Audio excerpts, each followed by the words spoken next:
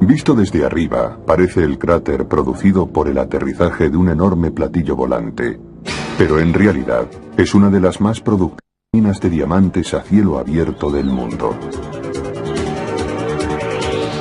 En un remoto lugar de Botswana, en lo más profundo del desierto de Kalahari, funciona a cargo de la empresa De Beers y el gobierno del país la extracción de diamantes de calidad. En un año esta mina denominada Duanang obtuvo más de 11 millones de quilates de diamantes de los 9 millones de toneladas de mena tratada. Desde luego la mina de Duamán es una de las más ricas del mundo, si no la más rica de nuestro tiempo. Lo que se hace es excavar hasta un cierto nivel, formando este cono volcánico, por decirlo así. Porque hay que llegar hasta la roca de Kimberlita, que es donde se encuentran los diamantes, y hay que atacar por todos los ángulos. Ahora bien, para que las paredes no se derrumben, lo que hacemos es escalonarlas en una serie de terrazas. Terrazas como las que hemos visto en el Coliseo romano rodean todo el interior de la mina. La extracción se practica tanto en estas bancadas como en el suelo de la mina. En la base el mineral se arranca mediante palas hidráulicas que descargan sobre camiones de hasta 170 toneladas de capacidad. El material de detritus es llevado a unos vertederos mientras que la mena conteniendo diamantes es transportada hasta una trituradora. Según los expertos, por cada diamante extraído se tratan 250 toneladas de roca. Cuando la cantera está agotada, se colocan explosivos para romper la roca, y los mineros pasan a practicar la explotación subterránea. En la roca de fondo adyacente a la tolva donde están los diamantes, los trabajadores cavan una abertura vertical, un pozo. Túneles horizontales conectan el pozo principal con los puntos de labor. Desde allí se perfora en dirección a la mena. La roca entre los túneles es barrenada para destruir el soporte de la mena de la parte superior y que el mineral pueda caer. Ahora los trozos de roca son más pequeños y son llevados desde el túnel hasta el nivel de producción. Aquí se rompe la roca y se transporta a trituradoras subterráneas antes de ser llevada a la superficie. Las cintas transportadoras fueron utilizadas por primera vez en los años 20 para sacar el mineral al exterior. La primera parada es en la planta principal de tratamiento, donde la mena triturada es lavada y cribada. A continuación, el concentrado va a un edificio llamado acuario. Las 3 torres del edificio constan de un piso para la selección, otro para la recuperación de los diamantes y el tercero es una gran planta conteniendo ácido. A partir de este punto la mena es transportada en contenedores sellados. La regla aquí es: lo que no se puede ver, no se puede robar. El principio en que nos hemos basado es la separación de los trabajadores, una separación física, apartando a los hombres del lugar donde hay una elevada concentración de diamantes. Nuestro proceso es de no intervención personal. Las ventajas del automatismo están demostradas. Mediante equipos de alta tecnología, los diamantes en bruto son automáticamente seleccionados, limpiados, calibrados, pesados y empaquetados. Todo el proceso está controlado por cámaras ocultas. En esta sala de control se sigue la pista del mineral por ordenador y se cuida de la seguridad. Se puede ver qué puertas se han abierto, en qué momento y por cuánto tiempo. Los empleados son fotografiados cada vez que pasan por un área de seguridad. En las zonas de alto riesgo donde alguien podría tragarse un diamante también han de pasar por rayos X. Los diamantes así obtenidos viajan ahora en una cinta elevada que atraviesa la planta y entra en una zona tan protegida que queda fuera de los límites del equipo de filmación. ¿Por qué tanta complicación para un elemento que es carbono en su totalidad, igual que el grafito de los lápices? Porque los diamantes son un tesoro para la humanidad desde hace más de 3000 años. Y porque cada año se venden diamantes en bruto por valor de $7.000 millones, lo que se traduce en 50.000 millones de dólares de valor en joyería. Pero de los millones de diamantes que se compran cada año, pocos son los nuevos propietarios que conocen su historia real. Los diamantes se forman a una temperatura y una presión extremadamente altas, y el único sitio de la Tierra en que se pueden encontrar es a gran profundidad, a unos 160 kilómetros debajo de la superficie. Ahí es donde los átomos de carbono se unen lentamente, formando cristales de gran tamaño. Sabemos que algunos de estos cristales pueden tener el tamaño de una pelota de fútbol, o quizá de una sandía. A lo largo de millones de años, bajo un calor intensísimo y presión difícil de imaginar, cristalizan los diamantes. Después emprenden su ascensión a la superficie de la Tierra a través de una chimenea en forma de zanahoria llamada de kimberlita. Las chimeneas de kimberlita contienen otros minerales además de los diamantes. Pequeñas explosiones volcánicas lanzan el torrente hacia la superficie a una velocidad de Mach 1.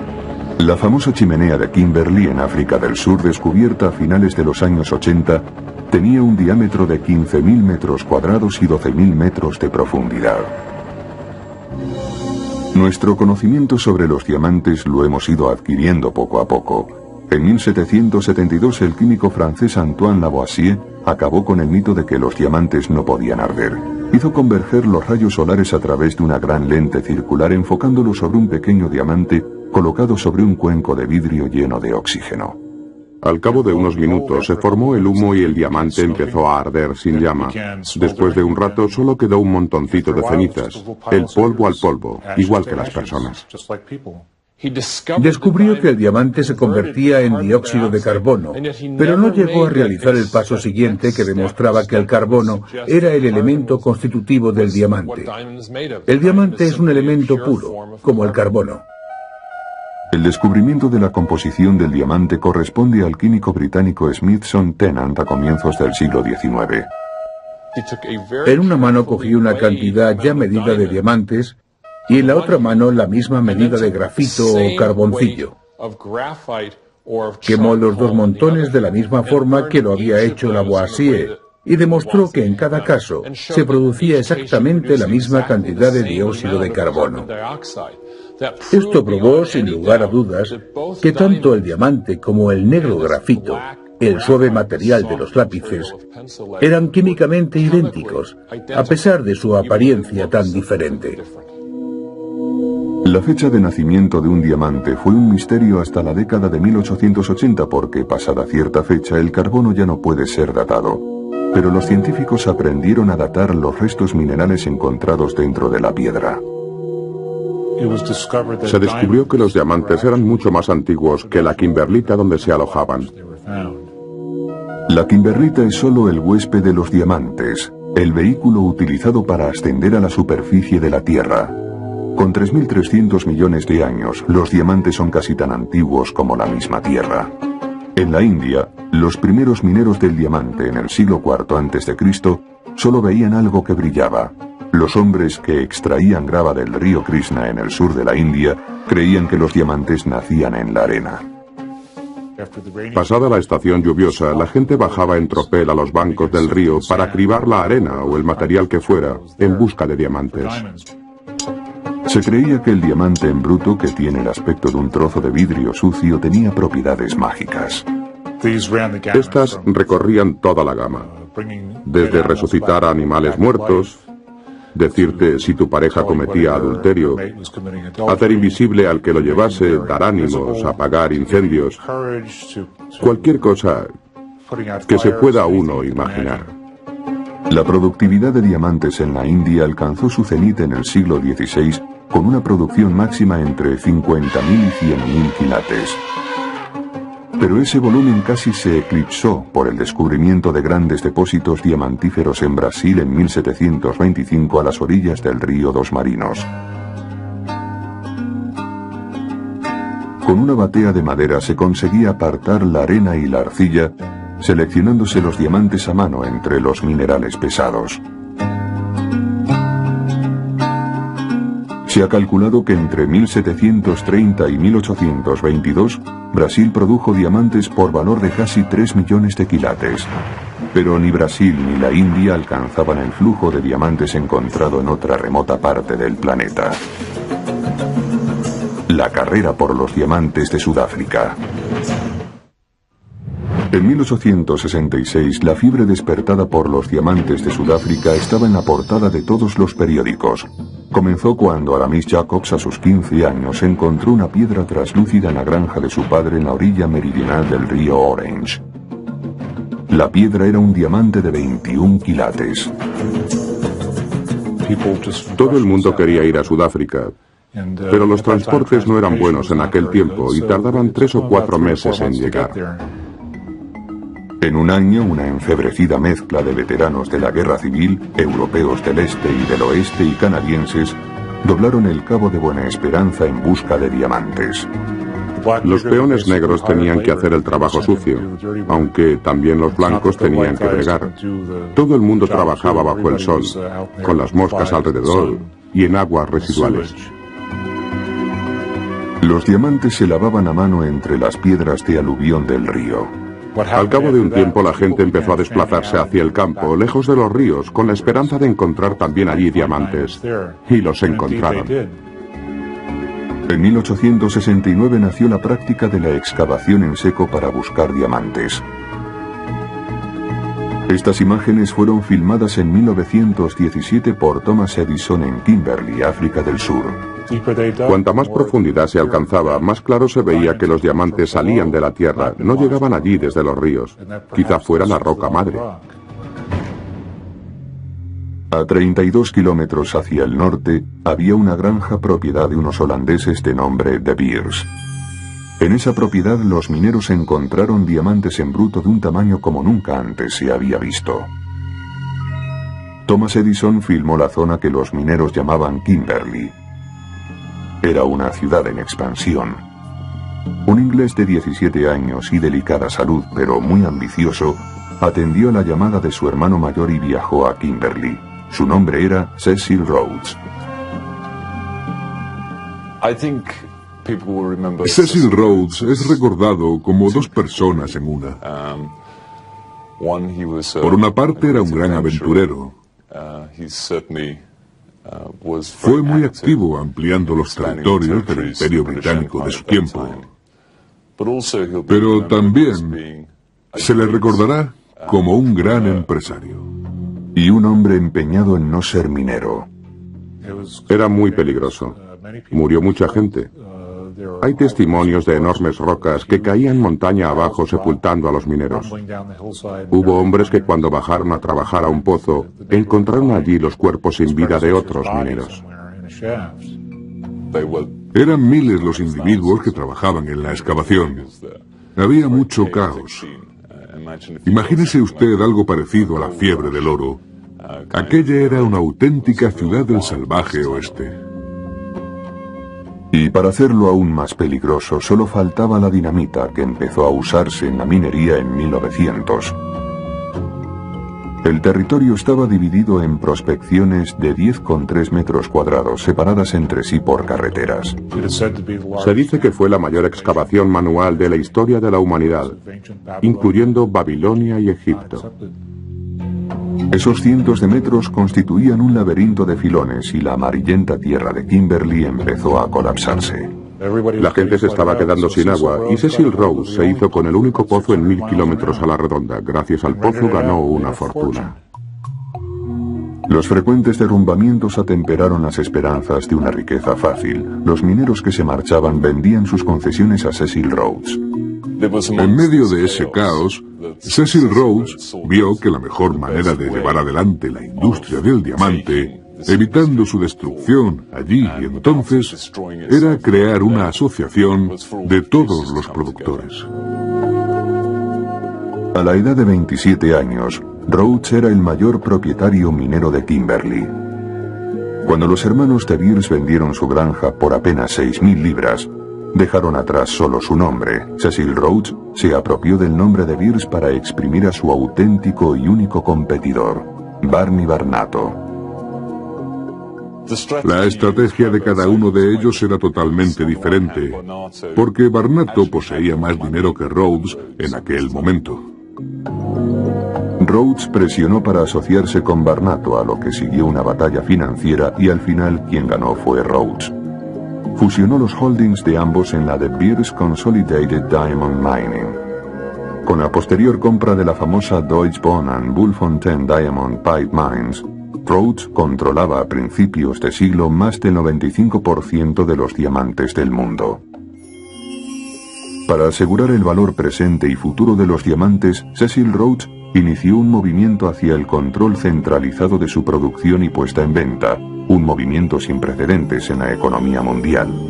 Basaba el volumen de diamantes puestos en el mercado en el número de enlaces matrimoniales que se celebraban cada año en Estados Unidos, porque los anillos de compromiso eran el grueso del mercado. La distribución de sus diamantes iría a través de un único canal. El nacimiento de lo que conocemos como canal individual se produjo en 1890, un par de años después de la fundación de la De Beers Consolidated. Un grupo de tratantes en diamantes, con base aquí en Haddon Garden, se unió para crear el London Diamond Syndicate. Y este sindicato se hizo cargo de la producción de las minas De Beers y su comercialización por todo el mundo. El escenario estaba preparado, listo para recoger la cosecha del plan de Cecil Rhodes. Ernest Oppenheimer fue a Londres a trabajar con su tío en una empresa llamada Duncan Spuller. En 1902, poco después de la muerte de Cecil Rhodes, se trasladó a Kimberley y empezó a comprar diamantes de la empresa De Beers para venderlos a través de la sociedad de su tío. En Kimberley, Oppenheimer vio la erosión gradual de la industria del diamante.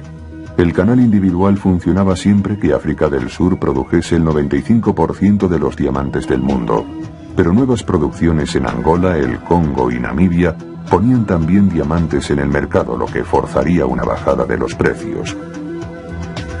Con el respaldo del financiero J.P. Morgan, Oppenheimer fundó la Anglo American Corporation para la explotación de un campo de oro en Witwatersrand, África Oriental.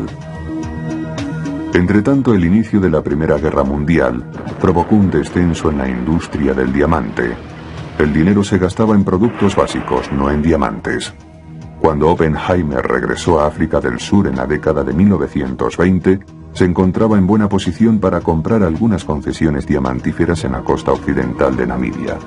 Más tarde ingresó con esa mina como capital social en De Beers, haciéndose con el control de la empresa. En 1926 fue nombrado director de De Beers y en 1929 era ya el presidente. Para entonces había elevado el negocio del diamante al siguiente nivel. No solo controlaba el suministro mundial, sino que controlaba los puntos clave que venderían sus diamantes. Esto le permitió avanzar más y fomentar su idea de una estabilidad a largo plazo dentro de la industria. Así, en 1930 vemos de nuevo cómo todos los productores se reúnen y asistimos a la creación de lo que se llamaría una organización central de ventas. De acuerdo, le garantizo 250. La familia Oppenheimer dirigió con gran éxito la firma De Beers como un cártel hasta casi las puertas del siglo XXI, a pesar de que ello significase la prohibición legal de operar en suelo estadounidense. Hasta hace poco el negocio del diamante ha sido un monopolio. La proliferación de minas fuera del control de De Beers comenzó a romper su dominio sobre la gema más preciada del planeta. Y la primera grieta en el imperio de hielo de De Beers tiene su origen en Rusia.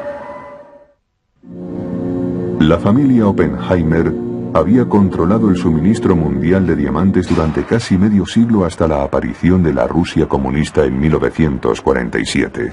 En 1954 se encontró en Siberia la primera chimenea de kimberlita. En 1955 se descubrieron dos más, con 10 días de intervalo entre sí. La mina rusa de Akil se convirtió en una de las más ricas del planeta. No por el volumen de producción, sino por el gran porcentaje de diamantes de calidad. Son octaedros perfectos, piedras hermosas y diáfanas. Para llegar a las piedras hay que atravesar un suelo que ha permanecido helado desde la última edad de hielo. desde hace 1.600.000 años hasta hace 10.000 años. En estas condiciones árticas tan extremas, un día de primavera significa 30 grados bajo cero. En estas tierras, la minería supone un modus operandi totalmente nuevo y un reto a la ingeniería. Y la razón es que una vez abierto el permafrost y cuando, por ejemplo, las casas construidas sobre él aportaron calor al ambiente, el suelo y los cimientos corrían el riesgo de ceder peligrosamente. Se trataba pues de mantener el suelo permanentemente helado para que no se hundieran los cimientos de las construcciones levantadas sobre el permafrost. Al llegar al nivel de las minas, el reto fue gigantesco. Envolvieron los pilotes en un material confeccionado a base de agua caliente y con un coste enorme los mantenían siempre a la misma temperatura. Había solo dos alternativas, o mantenerlos calientes o fríos, pero sin variaciones térmicas.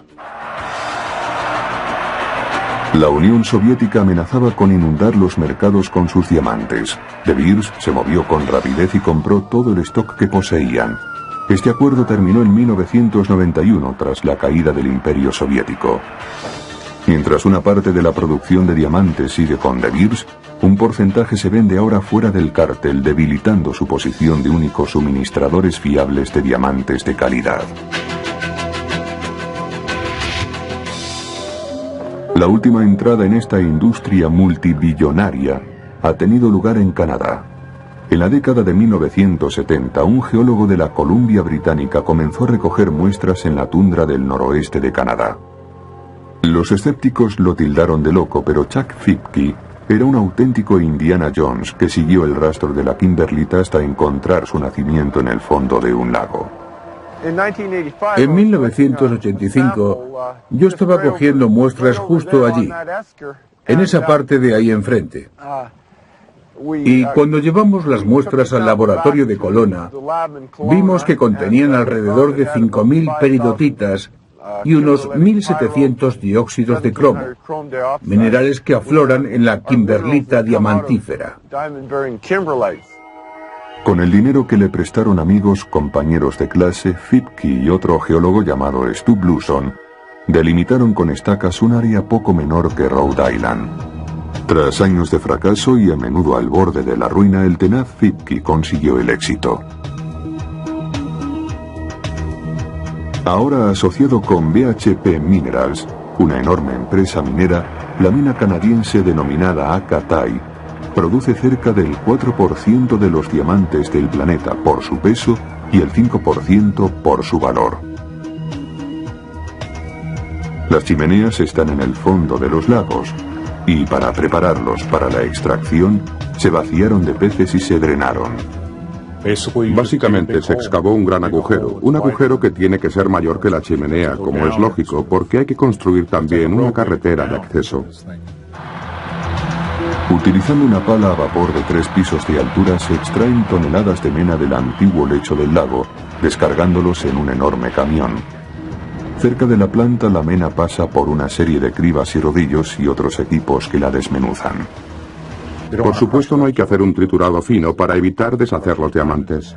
En la etapa final, el material diamantífero pasa por un aparato cuyos rayos X descubren la partícula más pequeña que pasa por la cinta transportadora.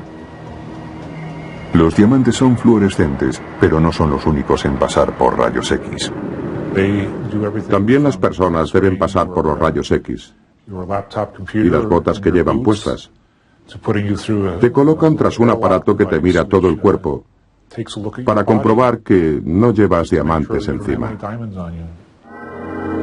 Los primeros inversores de Fipke y Bluson son ahora millonarios, y entre los dos geólogos tienen un patrimonio de $1 billón.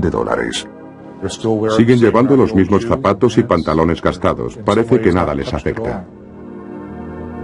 ¿Dónde pueden encontrarse diamantes? La respuesta obvia es alrededor de una chimenea de kimberlita, pero cuando la chimenea se llena de agua, los diamantes están en los lechos fluviales y en el mar. En 1961, un negociante tejano exploró los bajíos adyacentes a la costa, al norte del río Orange. el territorio conocido hoy como Namibia. En 1967 De Beers sustituyó a ese temprano explorador empezando a recoger muestras. En 1970 pudieron ya hacer muestreos de sedimentos acuáticos a una profundidad de 218 metros. Sus trabajos condujeron al descubrimiento de un depósito diamantífero en el Océano Atlántico, en la placa continental central. Los diamantes habían sido llevados al océano por la erosión de la superficie terrestre a lo largo de millones de años.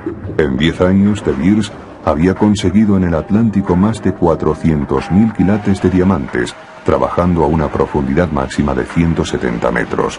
El primer reto de la minería oceánica es sacar la grava del lecho marino. La grava que guarda los diamantes, es decir, donde estos se concentran, es literalmente succionada, igual que lo haría una aspiradora. Los barcos de De Beers son plataformas petrolíferas con un agujero en el centro. Por ahí es por donde actúa el mecanismo de extracción, que baja hasta el lecho marino y extrae la grava, succionándola. La gran ventaja de este barco es que la concentración inicial se hace directamente a bordo, arrojando por la borda el material de desecho, mientras el barco avanza con un movimiento de subida y bajada. Existen dos métodos para succionar la grava del mar. El sistema horizontal, mediante un tractor oruga que deposita la grava en el barco con mangueras flexibles, y el vertical, consistente en un taladro de gran diámetro. Este método sube la grava al barco desde el lecho marino. Se puede retroceder a los agujeros primarios, los agujeros gloriosos, como los llaman, los cuales son irregulares en la base del fondo marino y se recargan después de una fuerte tormenta. Se recargan de diamantes y así, periódicamente, pueden ser vaciados, subiéndose el material a bordo y encontrando cada vez nuevos diamantes en el mismo sitio. A bordo, la grava se divide en 3 tamaños por un proceso de cribado. El tamaño menor es en su mayoría cuarzo y es descargado. El tamaño mayor raras veces contiene diamantes, por lo que es arrojado por la borda. Y el tamaño mediano es procesado para separar los minerales pesados, incluido el diamante, de un mineral de desecho más ligero.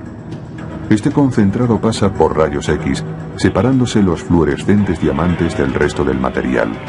Después de la última selección, los diamantes están listos para su transporte. Y entonces los colocan en las lanchas motoras que los llevan a tierra. De la mina de diamantes a la joyería. Solo los mejores darán la talla. A continuación, relatamos el proceso manual del seleccionado de diamantes en 1600 categorías diferentes. Estamos en Gaborone, la capital de Botswana. La prosperidad de esta región se debe a los ricos depósitos de diamantes. En este edificio se seleccionan y evalúan los diamantes de la mina de Duanan. En este departamento valoramos los diamantes grandes dentro de las numerosas categorías que existen en base al color, la calidad y la forma. La primera separación se hace en cuanto a la calidad de la gema y tipo industrial. El propósito de la selección es calcular un precio de salida para los diamantes en bruto. El aprendizaje inicial para este puesto dura 6 meses. Cuando una persona no hace bien la labor de selección, la despedimos. Los seleccionadores expertos obtienen hasta 16.000 categorías diferentes por el color, el tamaño, el peso, el modelo, la diafanidad, la pureza y las subcategorías de cada caso. Las piedras pequeñas son seleccionadas por ordenador.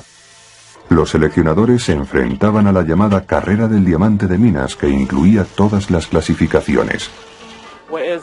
Ahora contamos con máquinas que nos ayudan a seleccionar alrededor del 60%. Los diamantes que pasan por esta sala representan el 70% del Producto Interior Bruto de Botswana, nada menos que 4.000 millones de dólares. Un enorme beneficio en dólares para Botswana y su economía. De hecho, los diamantes han transformado la economía durante los últimos 20 años. Una vez seleccionados, De Beers ofrece a la venta en Londres los diamantes en bruto 10 veces al año. A estos eventos se invita a la élite, 125 joyeros especializados en diamantes. Vamos a Londres y nos enseñan el tipo de mercancía que estamos acostumbrados a transformar. Podemos manipularla y la distribución es la adecuada, porque nos preparan un puesto de trabajo conveniente a nuestra actuación. Estos joyeros confeccionan algunas de las piezas más exquisitas del mercado. Son años y años reuniendo y almacenando brillantes y llevando un inventario hasta que realmente se tienen las piedras necesarias, porque lo que sucede es que tienen que poderse emparejar entre sí. Para reunir las piezas de este fantástico collar de brillantes amarillos se tardaron 3 años. Su color se debe a restos de nitrógeno. El color aumenta el valor de la piedra. El precio al por mayor es de $1,2 millones y de venta de 2,4 millones. Los clientes son principalmente miembros de la realeza, millonarios árabes o de países emergentes, donde han aparecido personas con elevada capacidad adquisitiva. Las piedras se emparejan por color, nitidez y forma. Esta pieza del centro, que aquí es una tiara, podría también utilizarse para collar. Las piedras tienen forma de pera o redonda, unas más grandes y otras más pequeñas, amarillas y blancas. La mayoría de las piedras de esta tiara son de clase D, perfectas. Estas son de firma. Son como cuadros. Sí, para nosotros son piezas de firma, la gente las reconoce. Hay muy pocas empresas en el mundo que puedan ensamblar algo como esto. La metamorfosis del diamante en bruto a una gema comienza en las expertas manos del especialista. Cada diamante se talla para maximizar el peso de la piedra y librarla de imperfecciones. Los más pequeños, de menor valor, se cortan a menudo con láser. Si vemos algo dentro de la piedra que después no quedaría bien en la piedra principal, lo indicado es cortarla y hacer 2 piedras de una. Siempre hay que tratar de conseguir la piedra más grande posible. La mejor. Dejamos a la piedra que nos cuente lo que ella quiere que hagamos en su interior. Los talladores de diamantes necesitan hacer un aprendizaje de 5 años. Harvey Lieberman lo hizo con su padre. Voy a coger esta piedra en bruto, que tiene aproximadamente 8 quilates, y hasta ahora no se ha hecho nada con ella. Lo primero que voy a hacer es labrar una faceta inicial allí donde creo que tiene la mayor superficie, en la parte de arriba, llamada tabla. La fijo con cemento. Así. Donde está el grano de la piedra. Y la pongo en la rueda. La primera patente de una rueda para diamantes data de 1898. La rueda actual es igual que aquella. Para labrar una faceta se requiere algo tan duro como el propio diamante. Los maestros utilizan polvo diamantino. Esto es polvo diamantino suelto. Se puede aplicar con algo de pegamento o aceite de linaza y trabajarlo con otro diamante. Así, una parte de la rueda corta la faceta. Cuando el diamante ha terminado de cortar y tengo ya la faceta terminada, quiero quitar las rayas de la superficie para conseguir un buen pulido, como pueden ver en el certificado que se adjunta. Después, empiezo a pulimentar por aquí. Este polvo de encima de la rueda es mucho más fino y es con este con el que se pule la faceta. Los diamantes tienen granos igual que la madera. Como el diamante es un material bastante diáfano, no siempre es fácil localizar el grano.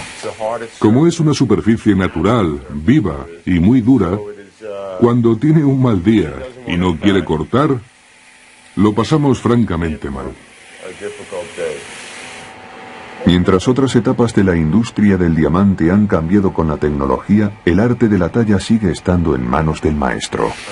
Estoy seguro de que llegará el día en que los ordenadores lo hagan todo y no me necesitarán ya. Pero supongo que para entonces ya no estaré aquí. Bajando la calle de las oficinas de Manhattan de Louis Glick & Company se encuentra el Distrito del Diamante. Muy por encima de las tiendas de la calle 47 Oeste está el Laboratorio Gemológico Europeo. Aquí los gemólogos aplican una serie de test a los diamantes tallados y pulidos. Al final, cada piedra recibe un certificado de autenticidad que incluye las características particulares de cada gema. En un laboratorio gemológico profesional, utilizamos aumentos con zoom binocular para localizar las características externas e internas que determinan el grado de pureza de un brillante. Las características que no se encuentran con 10 aumentos son desechadas. Los brillantes sin impurezas o características externas con 10 aumentos se califican de perfectos y son muy raros. La clasificación del color se hace comparando un brillante desconocido con un juego de piedras maestras, previamente clasificadas según un estándar internacional. Y aquí está la caja negra donde los gemólogos clasifican la fuerza fluorescente y el color de un brillante. Esta máquina científica, el analizador de proporciones y dimensiones Xeron, es otra forma de identificar los brillantes. La máquina funciona mostrando en la pantalla del ordenador una imagen sombreada del brillante, y el ordenador analiza las proporciones desde cientos de ángulos diferentes. Este análisis es interpretado y vertido a una base de datos central, que es de la que se sirve la AEGL USA para extender sus certificados. La relación entre los ángulos, la calidad del pulimentado, la proporción entre las partes superior e inferior del brillante, el tamaño de la tabla comparado con la anchura y muchos otros factores determinan la calidad de la talla. De los 4 parámetros, peso en quilates, pureza, color y calidad de la talla, el máximo valor puede ser aportado por la forma en que el diamante ha sido tallado. Hay un método relativamente nuevo para identificar un brillante, mediante la inscripción. Lo que vemos ahora es una tipificación técnica de ciertas características que se graban con un láser especial en la arista, el pequeño borde del brillante. Las letras son diminutas, inapreciables a simple vista. La máquina es capaz de grabar cualquier cosa. Podemos reproducir logotipos de empresas, logotipos corporativos, enseñas personales, timbres heráldicos. Por motivos de seguridad, algunos joyeros solicitan el número de la seguridad social. Los amantes, palabras de cariño. El láser opera en la región ultravioleta del espectro, lo que significa que la piedra no se quema. Es un proceso totalmente inocuo. Podríamos grabar sobre un pelo humano. Hemos elegido grabar nuestro nombre en este brillante de 5 quilates. Una piedra como esta se vende al detallista por unos $93.000. Pero, ¿qué sucede si este brillante ha sido confeccionado por una máquina? Veamos ahora brillantes confeccionados por el hombre. Desde que Smithson Tennant descubrió el secreto de que el diamante es una variedad del carbono, los científicos lo han intentado todo por hacer diamantes a partir del grafito. Al cabo de 150 años lo han conseguido. Para fabricar diamantes, los científicos tienen que imitar en el laboratorio las condiciones adecuadas. La elevada temperatura no es demasiado difícil. Sabemos que con fuego o haciendo pasar la electricidad a través del material adecuado se pueden conseguir miles de grados. Pero también hay que tener una presión muy alta, una presión equivalente a una columna de roca de 150 kilómetros. Ferdinand Moissan, un químico francés que en 1884 se interesó por el flúor, dedicó su atención en 1892 al desarrollo de un horno eléctrico.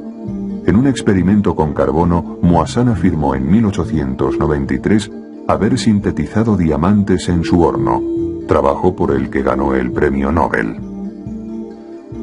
Al final del proceso encontró esos cristales resplandecientes y facetados que se parecían mucho a los diamantes.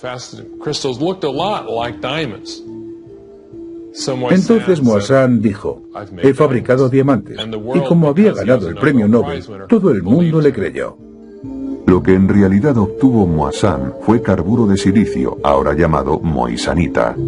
Hoy en día la moisanita se comercializa como gema sintética por su parecido con el diamante, pero se vende a una 1/10 parte de su precio. En 1913, William y Lawrence Bragg, un equipo compuesto por 2 ingleses, padre e hijo, utilizaron la nueva tecnología cristalográfica de rayos X para determinar la estructura atómica del diamante. Sirviéndose de estos conocimientos, un profesor de física de Harvard empezó a trabajar con todos los elementos disponibles, desde agua hasta cera, poniéndolos bajo una tremenda presión. Tomó alcohol, gasolina, trituraba y conseguía producir todo tipo de materiales nuevos. Eso fue lo que hizo Percy Bridgman. Lo hizo mejor que nadie y se pasó 4 décadas investigando sobre ello. Percy Bridgman no consiguió fabricar diamantes, pero abrió el camino para otros investigadores. Después de la Segunda Guerra Mundial, la generación que había construido la bomba atómica formó un equipo en la General Electric para hacer diamantes sintéticos de una vez por todas. El proyecto se llamó Superpresión. Del equipo de la General Electric destacaron sobre todo 4 científicos. Y de estos 4, el más destacado, quizá el más brillante y desde luego el más implacable, fue Tracy Hall. Tracy Hall no participaba de la teoría de sus compañeros de equipo sobre la forma de construir el mejor mecanismo de altas presiones. Ellos querían utilizar acero, Hall quería carburo. Tracy Hall prefería un diseño más estrecho. Un diseño llamado cinturón, en el que un aparato circular mantiene la muestra en su lugar mientras 2 pistones la aprietan al mismo tiempo. En el equipo, Herb Strong era el mayor rival de Tracy Hall. En diciembre de 1954, Strong se adelantó a sus compañeros asegurando que había fabricado 2 pequeños diamantes. Pero cuando fueron analizados, se vio que esos pequeños fragmentos no habían sido fabricados por el hombre, sino que eran diminutos diamantes de una mina. Aquel mismo diciembre, Tracy Hall, con su mecanismo de cinturón y los mismos principios químicos desarrollados por Herb Strong y otros, lo consiguió. Obtuvo diminutos diamantes que iniciaron esta carrera experimental. Fue la primera vez que el ser humano lo había conseguido y ahora se podrían fabricar. Por su trabajo, General Electric entregó a cada uno de los científicos punteros, Tracy Hall incluido, una bonificación de $25. Los primeros diamantes sintéticos eran como granos de arena. Para hacer diamantes mayores, los científicos usaron un método diferente. Si se empieza la carrera experimental con un cristal pequeño de diamante, se crea el sitio para el ataque de otros átomos de carbono, y atacando despacio y con método, el pequeño cristal crece hasta convertirse en un cristal grande. General Electric descubrió que las sustancias que contienen carbono se pueden convertir en diamantes, incluida la mantequilla de cacahuete. La idea es crear un ambiente experimental de elevadas temperaturas y presión. Tienes una muestra constituida sobre todo por carbono y la guardas con mucho cuidado para que no toque las paredes de tu aparato. Ahora la comprimes utilizando piezas de acero o carburo o incluso otros diamantes en algunos casos. Y después aplicas una presión tremenda mediante una gran prensa que puede tener de 3,5 a 4 metros de altura con miles de toneladas de fuerza aplicadas sobre una superficie muy pequeña. El último paso es conectar el fluido eléctrico para que la corriente pase a través de la muestra. Así, ésta se calienta a una temperatura extremadamente alta mientras está bajo presión. La corriente eléctrica pasa por 2 de los ánodos opuestos y por la muestra.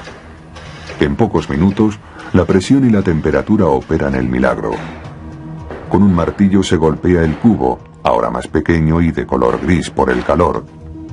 Este diamante negro se puede utilizar para un taladro destinado a romper rocas macizas. Al principio, todos los diamantes sintéticos se destinaban a la industria, pero ahora las gemas de calidad producidas por el hombre en el laboratorio se fabrican para la venta. Un diamante sintético de 1 quilate se vende por $600. Un diamante similar de una mina cuesta $5.500. ¿Qué otras sorpresas nos reservan los diamantes? El doctor Roy Lewis, científico de la Universidad de Chicago, retirado y dedicado a la medición del gas noble xenón en meteoritos, se ha topado con diamantes en el patio trasero. Los meteoritos que encontramos son tan antiguos como la Tierra, pero los diamantes vinieron de las estrellas antes de que se formara nuestro sistema solar, así que son más antiguos que la Tierra. Estos diamantes tendrán algún valor. Si me dieran 1 céntimo por cada uno, pagaría la deuda nacional. Luis guarda sus granos de diamantes presolares en un frasco. Dice que tiene 50 cuatrillones, es decir, un 5 seguido de 16 ceros. Estos diamantes que tengo aquí se han formado en las atmósferas estelares. La temperatura es muy elevada, pero la presión es realmente baja. Son átomos de carbono, igual que los diamantes de la Tierra. Y están ordenados de la misma forma unos respecto a otros. Los llamados nanodiamantes son tan diminutos que es imposible medirlos individualmente. Todos los diamantes se encuentran en la materia de color gris oscuro que está entre cada pieza individual que podemos ver aquí. Pero si arrojas esto a un gran cubo de ácido clorhídrico, la mayor parte se disuelve. Clasificando por tamaño se termina teniendo diamantes. Esta fotografía de diamantes agregados parece un mar de aguas negras. Cada mota negra es un diamante. Y probablemente son diamantes derramados. Así los llamamos, porque son muchísimos y muy pequeños. Seguro que estoy contaminado de estos diamantes. Bueno, ese es un estado del que pocos se quejarían. No debe extrañarnos el precio que alcanzan, en vista del largo recorrido que han tenido que hacer. Expulsados del interior de la Tierra, cribados entre la arena o succionados del lecho oceánico. Estas piedras son seleccionadas y talladas, esmeriladas y pulidas, hasta la perfección. Son a la vez una herramienta industrial indispensable y la más deseada de las joyas. Nunca dejarán de fascinarnos. Los diamantes. Y el color de un brillante.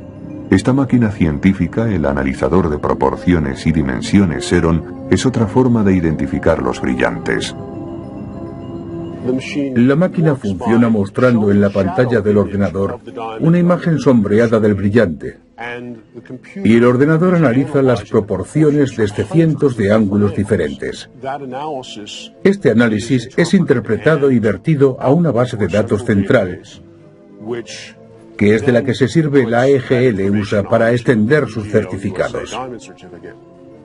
La relación entre los ángulos, la calidad del pulimentado, la proporción entre las partes superior e inferior del brillante, el tamaño de la tabla comparado con la anchura y muchos otros factores determinan la calidad de la talla. De los 4 parámetros, peso en quilates, pureza, color y calidad de la talla, el máximo valor puede ser aportado por la forma en que el diamante ha sido tallado. Hay un método relativamente nuevo para identificar un brillante, mediante la inscripción. Lo que vemos ahora es una tipificación técnica de ciertas características que se graban con un láser especial en la arista, el pequeño borde del brillante. Las letras son diminutas, inapreciables a simple vista. La máquina es capaz de grabar cualquier cosa. Podemos reproducir logotipos de empresas, logotipos corporativos, enseñas personales, timbres heráldicos. Por motivos de seguridad, algunos joyeros solicitan el número de la seguridad social. Los amantes, palabras de cariño. El láser opera en la región ultravioleta del espectro, lo que significa que la piedra no se quema. Es un proceso totalmente inocuo. Podríamos grabar sobre un pelo humano. Hemos elegido grabar nuestro nombre en este brillante de 5 quilates. Una piedra como esta se vende al detallista por unos $93.000. Pero, ¿qué sucede si este brillante ha sido confeccionado por una máquina?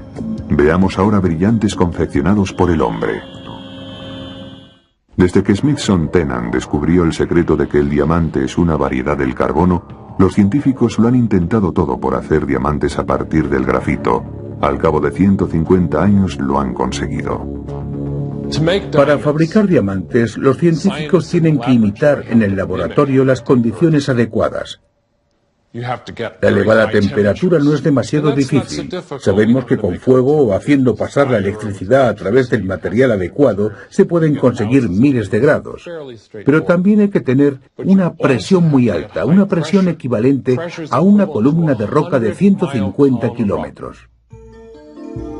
Ferdinand Moissan, un químico francés que en 1884 En la parte de arriba, llamada tabla, la fijo con cemento.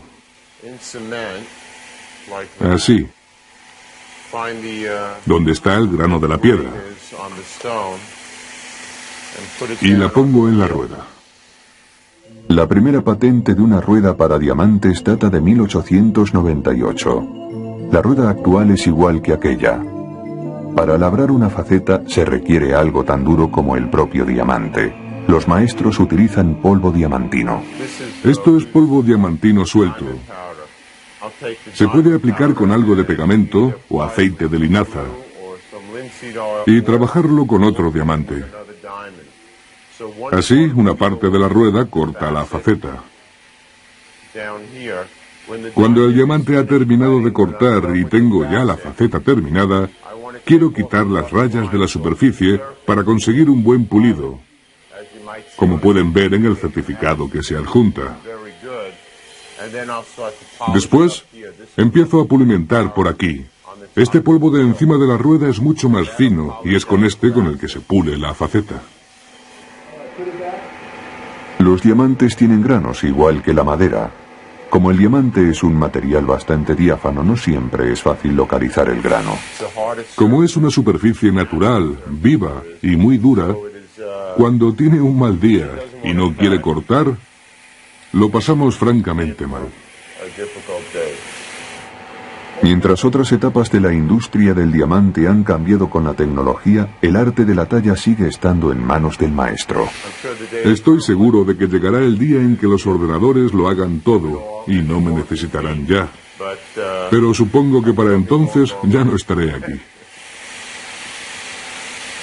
Bajando la calle de las oficinas de Manhattan de Louis Glick & Company se encuentra el distrito del diamante. Muy por encima de las tiendas de la calle 47 Oeste está el Laboratorio Gemológico Europeo. Aquí los gemólogos aplican una serie de test a los diamantes tallados y pulidos. Al final cada piedra recibe un certificado de autenticidad que incluye las características particulares de cada gema. En un laboratorio gemológico profesional, utilizamos aumentos con zoom binocular para localizar las características externas e internas que determinan el grado de pureza de un brillante. Las características que no se encuentran con 10 aumentos son desechadas. Los brillantes sin impurezas o características externas con 10 aumentos se califican de perfectos y son muy raros. La clasificación del color se hace comparando un brillante desconocido con un juego de piedras maestras. Todo el proceso está controlado por cámaras ocultas. En esta sala de control se sigue la pista del mineral por ordenador y se cuida de la seguridad. Se puede ver qué puertas se han abierto, en qué momento y por cuánto tiempo. Los empleados son fotografiados cada vez que pasan por un área de seguridad. En las zonas de alto riesgo donde alguien podría tragarse un diamante también han de pasar por rayos X. Los diamantes así obtenidos viajan ahora en una cinta elevada que atraviesa la planta y entra en una zona tan protegida que queda fuera de los límites del equipo de filmación. ¿Por qué tanta complicación para un elemento que es carbono en su totalidad igual que el grafito de los lápices? Porque los diamantes son un tesoro para la humanidad desde hace más de 3000 años. Y porque cada año se venden diamantes en bruto por valor de 7.000 millones de dólares, lo que se traduce en 50.000 millones de dólares de valor en joyería. Pero de los millones de diamantes que se compran cada año, pocos son los nuevos propietarios que conocen su historia real. Los diamantes se forman a una temperatura y una presión extremadamente altas, y el único sitio de la Tierra en que se pueden encontrar es a gran profundidad, unos 160 kilómetros debajo de la superficie. Ahí es donde los átomos de carbono se unen lentamente, formando cristales de gran tamaño. Sabemos que algunos de estos cristales pueden tener el tamaño de una pelota de fútbol, o quizá de una sandía. A lo largo de millones de años, bajo un calor intensísimo y presión difícil de imaginar, cristalizan los diamantes. Después emprenden su ascensión a la superficie de la Tierra a través de una chimenea en forma de zanahoria llamada de kimberlita. Las chimeneas de kimberlita contienen otros minerales además de los diamantes. Pequeñas explosiones volcánicas lanzan el torrente hacia la superficie a una velocidad de Mach 1. La famosa chimenea de Kimberley en África del Sur, descubierta a finales de los años 80, tenía un diámetro de 15.000 metros cuadrados y 12.000 metros de profundidad. Nuestro conocimiento sobre los diamantes lo hemos ido adquiriendo poco a poco. En 1772 el químico francés Antoine Lavoisier acabó con el mito de que los diamantes no podían arder. Hizo converger los rayos solares a través de una gran lente circular enfocándolo sobre un pequeño diamante colocado sobre un cuenco de vidrio lleno de oxígeno. Al cabo de unos minutos se formó el humo y el diamante empezó a arder sin llama. Después de un rato solo quedó un montoncito de cenizas, el polvo al polvo, igual que las personas. Descubrió que el diamante se convertía en dióxido de carbono, pero no llegó a realizar el paso siguiente que demostraba que el carbono era... Divide en 3 tamaños por un proceso de cribado. El tamaño menor es en su mayoría cuarzo y es descargado. El tamaño mayor raras veces contiene diamantes, por lo que es arrojado por la borda. Y el tamaño mediano es procesado para separar los minerales pesados, incluido el diamante, de un mineral de desecho más ligero. Este concentrado pasa por rayos X, separándose los fluorescentes diamantes del resto del material. Después de la última selección, los diamantes están listos para su transporte. Y entonces los colocan en las lanchas motoras que los llevan a tierra. De la mina de diamantes a la joyería. Solo los mejores darán la talla. A continuación, relatamos el proceso manual del seleccionado de diamantes en 1600 categorías diferentes.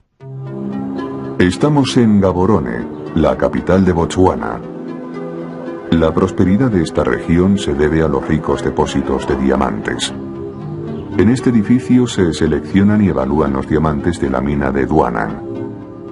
En este departamento valoramos los diamantes grandes dentro de las numerosas categorías que existen en base al color, la calidad y la forma. La primera separación se hace en cuanto a la calidad de la gema y tipo industrial. El propósito de la selección es calcular un precio de salida para los diamantes en bruto. El aprendizaje inicial para este puesto dura 6 meses. Cuando una persona no hace bien la labor de selección, la despedimos. Los seleccionadores expertos obtienen hasta 16.000 categorías diferentes por el color, el tamaño, el peso, el modelo, la diafanidad, la pureza y las subcategorías de cada caso. Las piedras pequeñas son seleccionadas por ordenador. Los seleccionadores se enfrentaban a la llamada carrera del diamante de minas, que incluía todas las clasificaciones. Ahora contamos con máquinas que nos ayudan a seleccionar alrededor del 60%. Los diamantes que pasan por esta sala representan el 70% del Producto Interior Bruto de Botswana, nada menos que 4.000 millones de dólares. Un enorme beneficio en dólares para Botswana y su economía. De hecho, los diamantes han transformado la economía durante los últimos 20 años. Una vez seleccionados, De Beers ofrece a la venta en Londres los diamantes en bruto 10 veces al año. A estos eventos se invita a la élite, 125 joyeros especializados en diamantes. Vamos a Londres y nos enseñan el tipo de mercancía que estamos acostumbrados a transformar.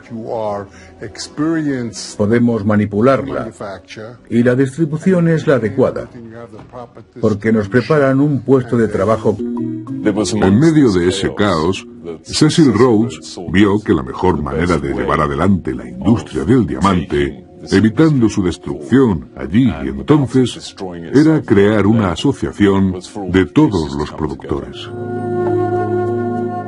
A la edad de 27 años, Rhodes era el mayor propietario minero de Kimberley. Cuando los hermanos De Beers vendieron su granja por apenas 6.000 libras, Dejaron atrás solo su nombre. Cecil Rhodes se apropió del nombre de Beers para exprimir a su auténtico y único competidor, Barney Barnato. La estrategia de cada uno de ellos era totalmente diferente, porque Barnato poseía más dinero que Rhodes en aquel momento. Rhodes presionó para asociarse con Barnato, a lo que siguió una batalla financiera y al final quien ganó fue Rhodes. Fusionó los holdings de ambos en la de Beers Consolidated Diamond Mining.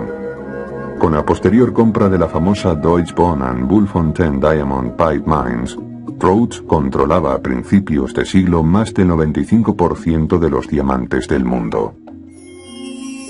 Para asegurar el valor presente y futuro de los diamantes, Cecil Rhodes inició un movimiento hacia el control centralizado de su producción y puesta en venta, un movimiento sin precedentes en la economía mundial. Basaba el volumen de diamantes puestos en el mercado en el número de enlaces matrimoniales que se celebraban cada año en Estados Unidos, porque los anillos de compromiso eran el grueso del mercado. La distribución de sus diamantes iría a través de un único canal. El nacimiento de lo que conocemos como canal individual se produjo en 1890, un par de años después de la fundación de la De Beers Consolidated. Un grupo de tratantes en diamantes, con base aquí en Haddon Garden, se unió para crear el London Diamond Syndicate. Y este sindicato se hizo cargo de la producción de las minas de Beers y su comercialización por todo el mundo. El escenario estaba preparado, listo para recoger la cosecha del plan de Cecil Rhodes. Ernest Oppenheimer fue a Londres a trabajar con su tío en una empresa llamada Duncan Spuller. En 1902, poco después de la muerte de Cecil Rhodes, se trasladó a Kimberley y empezó a comprar diamantes de la empresa de Beers para venderlos a través de la sociedad de su tío. En Kimberley, Oppenheimer vio la erosión gradual de la industria del diamante. El canal individual funcionaba siempre que África del Sur produjese el 95% de los diamantes del mundo, pero nuevas producciones en Angola, el Congo y Namibia ponían también diamantes en el mercado, lo que forzaría una bajada de los precios. La elevada temperatura no es demasiado difícil. Sabemos que con fuego o haciendo pasar la electricidad a través del material adecuado se pueden conseguir miles de grados. Pero también hay que tener una presión muy alta, una presión equivalente a una columna de roca de 150 kilómetros. Ferdinand Moissan, un químico francés que en 1884 se interesó por el flúor, dedicó su atención en 1892 al desarrollo de un horno eléctrico.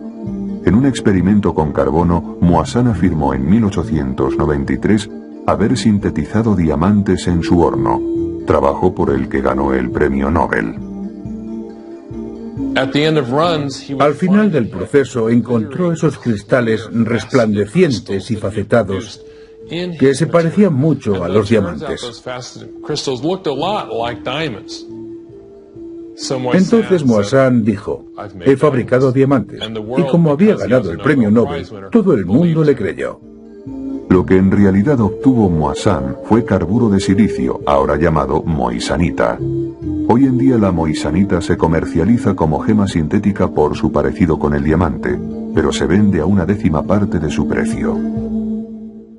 En 1913, William y Lawrence Brake, un equipo compuesto por dos ingleses, padre e hijo, utilizaron la nueva tecnología cristalográfica de rayos X para determinar la estructura atómica del diamante. Sirviéndose de estos conocimientos, un profesor de física de Harvard empezó a trabajar con todos los elementos disponibles, desde agua hasta cera, poniéndolos bajo una tremenda presión. Tomó alcohol, gasolina, trituraba y conseguía producir todo tipo de materiales nuevos. Eso fue lo que hizo Percy Bridgman. Lo hizo mejor que nadie y se pasó 4 décadas investigando sobre ello. Percy Bridgman no consiguió fabricar diamantes, pero abrió el camino para otros investigadores. Después de la Segunda Guerra Mundial, la generación que había construido la bomba atómica formó un equipo en la General Electric para hacer diamantes sintéticos de una vez por todas. El proyecto se llamó Superpresión. Del equipo de la General Electric destacaron sobre todo 4 científicos. Y de estos 4, el más destacado, quizá el más brillante y desde luego el más implacable, fue Tracy Hall. Tracy Hall no participaba de la teoría de sus compañeros de equipo sobre la forma de construir el mejor mecanismo de altas presiones. Ellos querían utilizar acero, Hall quería carburo. Tracy Hall prefería un diseño más estrecho. Un diseño llamado cinturón, en el que un aparato circular mantiene la muestra en su lugar mientras 2 pistones la aprietan al mismo tiempo. En el Oppenheimer había controlado el suministro mundial de diamantes durante casi medio siglo hasta la aparición de la Rusia comunista en 1947. En 1954 se encontró en Siberia la primera chimenea de kimberlita. En 1955 se descubrieron 2 más, con 10 días de intervalo entre sí. La mina rusa de Akil se convirtió en una de las más ricas del planeta. No por el volumen de producción, sino por el gran porcentaje de diamantes de calidad. Son octaedros perfectos, piedras hermosas y diáfanas. Para llegar a las piedras hay que atravesar un suelo que ha permanecido helado desde la última edad de hielo, desde hace 1.600.000 años hasta hace 10.000 años. En estas condiciones árticas tan extremas, un día de primavera significa 30 grados bajo cero. En estas tierras, la minería supone un modus operandi totalmente nuevo y un reto a la ingeniería. Y la razón es que una vez abierto el permafrost y cuando, por ejemplo, las casas construidas sobre él aportaron calor al ambiente, el suelo y los cimientos corrían el riesgo de ceder peligrosamente. Se trataba pues de mantener el suelo permanentemente helado para que no se hundieran los cimientos de las construcciones levantadas sobre el permafrost. Al llegar al nivel de las minas, el reto fue gigantesco. Envolvieron los pilotes en un material confeccionado a base de agua caliente y con un coste enorme los mantenían siempre a la misma temperatura. Había solo 2 alternativas, o mantenerlos calientes o fríos, pero sin variaciones térmicas. La Unión Soviética amenazaba con inundar los mercados con sus diamantes. De Beers se movió con rapidez y compró todo el stock que poseían. Este acuerdo terminó en 1991 tras la caída del Imperio Soviético. Mientras una parte de la producción de diamantes sigue con De Beers, un porcentaje se vende ahora fuera del cártel, debilitando su posición de únicos suministradores fiables de diamantes de calidad. La última entrada en esta industria multibillonaria ha tenido lugar en Canadá. En la década de 1970, un geólogo de la Columbia Británica comenzó a recoger muestras en la tundra del noroeste de Canadá.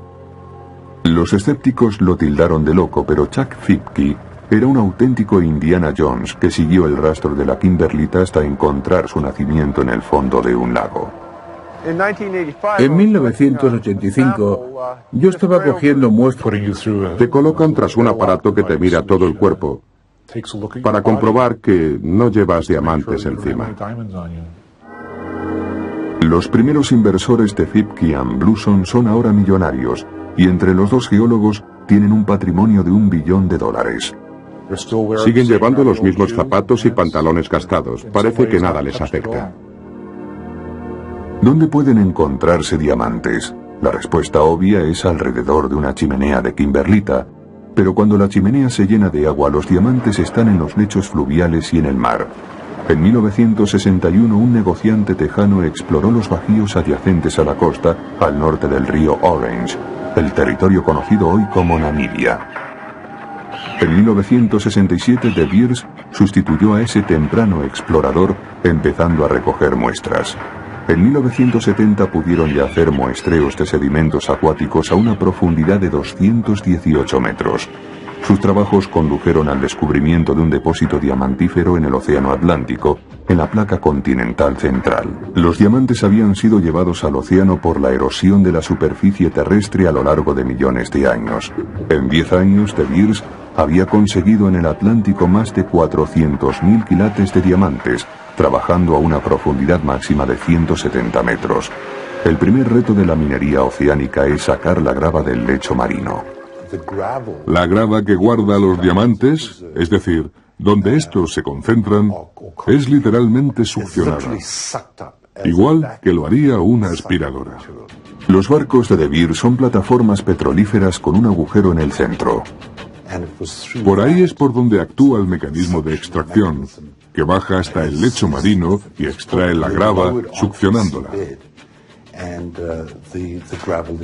La gran ventaja de este barco es que la concentración inicial se hace directamente a bordo, arrojando por la borda el material de desecho, mientras el barco avanza con un movimiento de subida y bajada.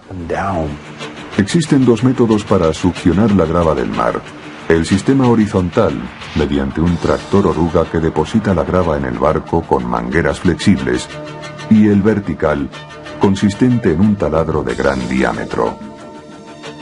Este método sube la grava al barco desde el lecho marino. Se puede retroceder a los agujeros primarios, los agujeros gloriosos, como los llaman, los cuales son irregulares en la base del fondo marino y se recargan después de una fuerte tormenta. Se recargan de diamantes y así, periódicamente, pueden ser vaciados, subiéndose el material a bordo. La corriente eléctrica pasa por dos de los ánodos opuestos y por la muestra. En pocos minutos, la presión y la temperatura operan el milagro. Con un martillo se golpea el cubo, ahora más pequeño y de color gris por el calor. Este diamante negro se puede utilizar para un taladro destinado a romper rocas macizas. Al principio, todos los diamantes sintéticos se destinaban a la industria, pero ahora las gemas de calidad producidas por el hombre en el laboratorio se fabrican para la venta. Un diamante sintético de 1 quilate se vende por $600. Un diamante similar de una mina cuesta $5.500. ¿Qué otras sorpresas nos reservan los diamantes? El doctor Roy Lewis, científico de la Universidad de Chicago, retirado y dedicado a la medición del gas noble xenón en meteoritos, se ha topado con diamantes en el patio trasero. Los meteoritos que encontramos son tan antiguos como la Tierra, pero los diamantes vinieron de las estrellas antes de que se formara nuestro sistema solar, así que son más antiguos que la Tierra. Estos diamantes tendrán algún valor. Si me dieran 1 céntimo por cada uno, pagaría la deuda nacional. Luis guarda sus granos de diamantes presolares en un frasco. Dice que tiene 50 cuatrillones, es decir, un 5 seguido de 16 ceros. Estos diamantes que tengo aquí se han formado en las atmósferas estelares. La temperatura es muy elevada, pero la presión es realmente baja. Son átomos de carbono, igual que los diamantes de la Tierra, y están ordenados de la misma forma unos respecto a otros. Los llamados nanodiamantes son tan diminutos que es imposible medirlos individualmente. Todos los diamantes se encuentran en la materia de color gris oscuro que está entre cada pieza individual que podemos ver aquí. Pero si arrojas esto a un gran cubo de ácido clorhídrico, la mayor parte se disuelve. Clasificando por tamaño se termina teniendo diamantes. Esta fotografía de diamantes agregados parece un mar de aguas negras. Cada mota negra es un diamante. Y probablemente son diamantes derramados. Así los llamamos, porque son muchísimos y muy pequeños. Seguro que estoy contaminado de estos diamantes. Bueno, ese es un estado del que pocos se quejarían. No debe extrañarnos el precio que alcanzan, en vista del largo recorrido que han tenido que hacer. Expulsados del interior de la Tierra, cribados entre la arena o succionados del lecho oceánico. Estas piedras son seleccionadas y talladas, esmeriladas y pulidas, hasta la perfección. Son a la vez una herramienta industrial indispensable y la más deseada de las joyas. En 1926 fue nombrado director de De Beers y en 1929 era ya el presidente. Para entonces había elevado el negocio del diamante al siguiente nivel.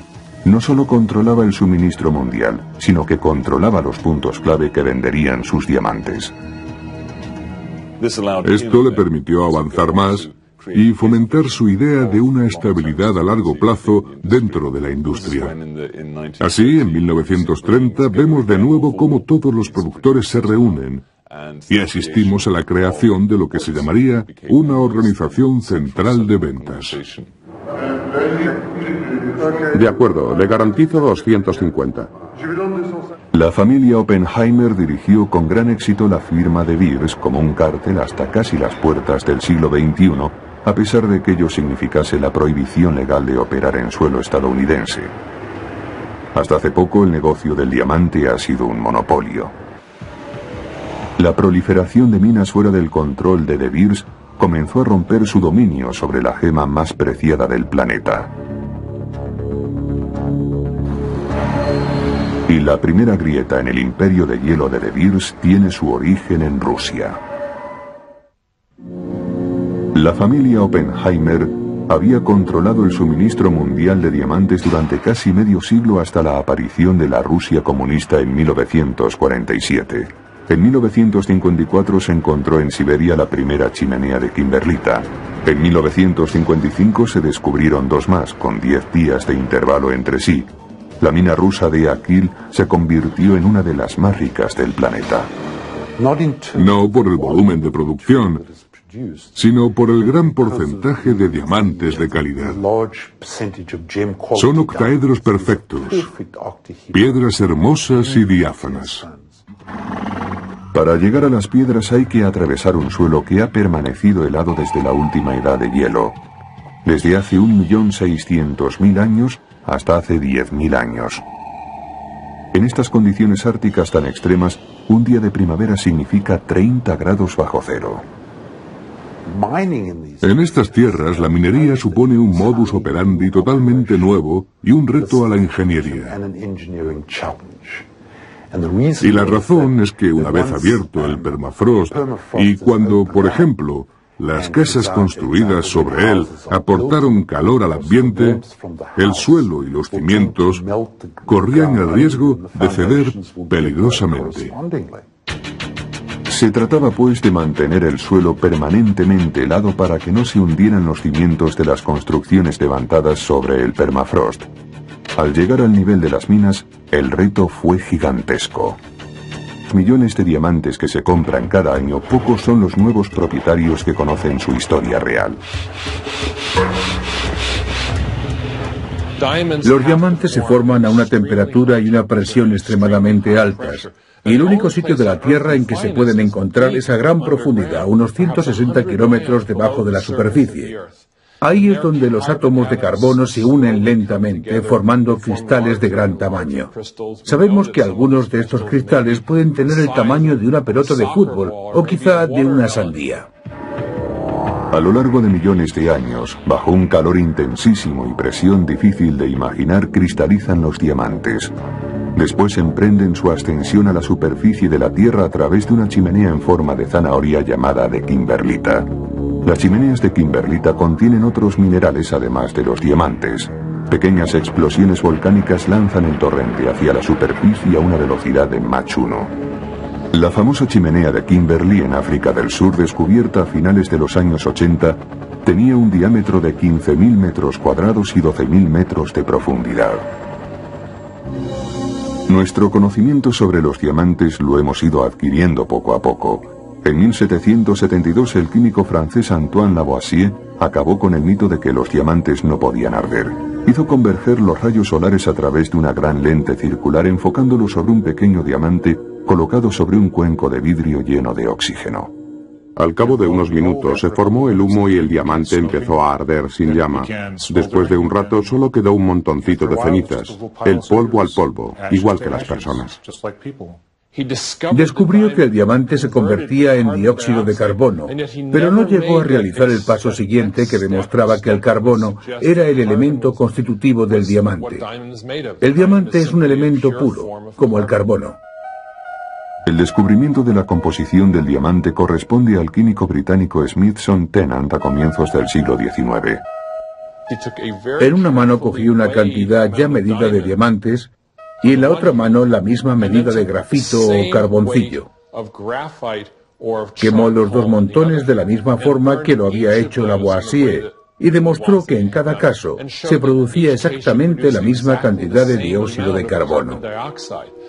Esto probó, sin lugar a dudas, que tanto el diamante como el negro grafito, el suave material de los lápices, eran químicamente idénticos, a pesar de su apariencia tan diferente. La fecha de nacimiento de un diamante fue un misterio hasta la década de 1880 porque, pasada cierta fecha, el carbono ya no puede ser datado.